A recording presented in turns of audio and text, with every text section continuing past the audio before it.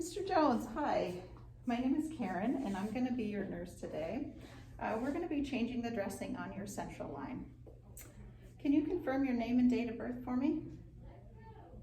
Okay, very good. I'm going to go ahead and get my supplies ready here.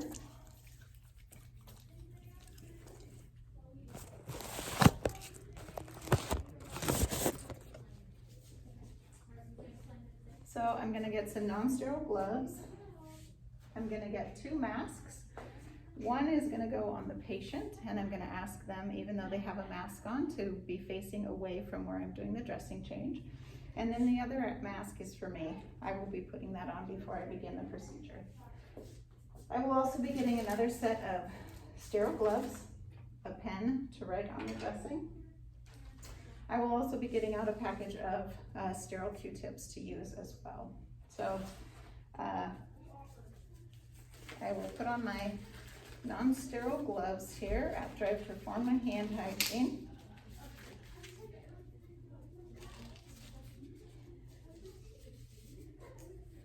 I will let the patient know that this will just take a couple minutes and it shouldn't be uncomfortable, but if it is, to let me know.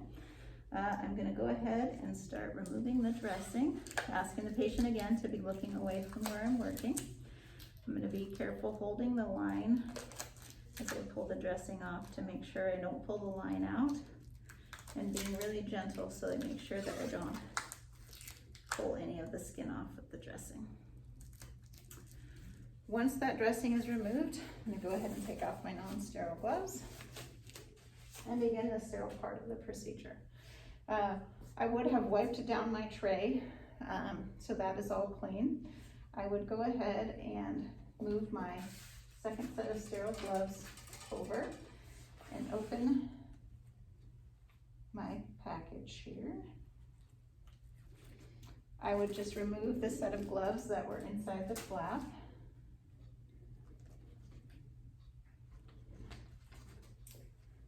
And once I've got that open, I'll go ahead and put my gloves on.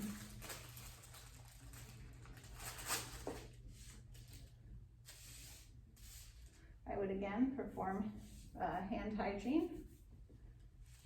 Grab the flaps here, open up, hold down at the bottom so that it doesn't fold up on me. Put on my dominant hand first.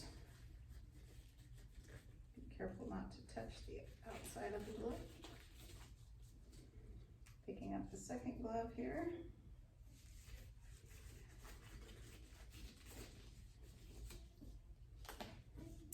And once those are on, I will go ahead and open up my chlorhexidine, which I've already got open. There's extra alcohol swab sticks. I would go ahead and just open those. I don't believe I will need them, but I'll have them open just in case. Take my dressing out, tape. There's also some scissors, some extra dressing, some garbage bag, none of which I'm going to need, so I'll throw those over. Go ahead and take my swabs out and lay them on the tray, and have my alcohol swab sticks available as well. So I will take my little sterile Q-tip. I'm just going to use this alcohol swab stick as one because I don't have one in my kit. So I'm going to come over to the patient here. I'm going to use this Q-tip to lift up the line. And if I'm using the chlorhexidine here, I'm just going to go all over the whole area around, wiping all around. Throw that one out. Next one, same thing. Second one, scrubbing every direction, getting really good, making sure I'm scrubbing. And with the third one, scrubbing, making sure I'm getting on. And then after that, I'm going to kind of go down the line here with my swab stick cleaning. So before I started, I'm looking for any drainage again, anything, if it's bloody or drainage, I'm going to make sure that I'm getting all of that off. Once that's completed, I'm going to go ahead and I can let the line drop back down. I'm gonna come over here, I'm still sterile, grab my dressing.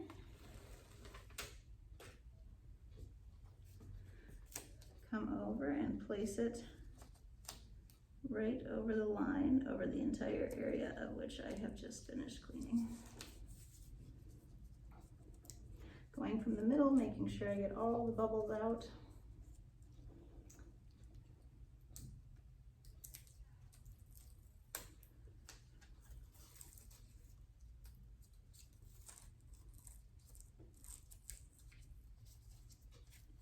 Making sure that stays secured.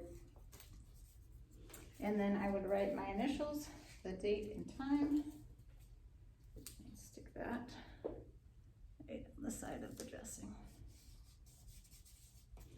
And then I would document any unusual findings, how the patient tolerated it, if there were any questions or concerns. I would take my gloves off, pick up all my trash, perform hand hygiene, and then go document.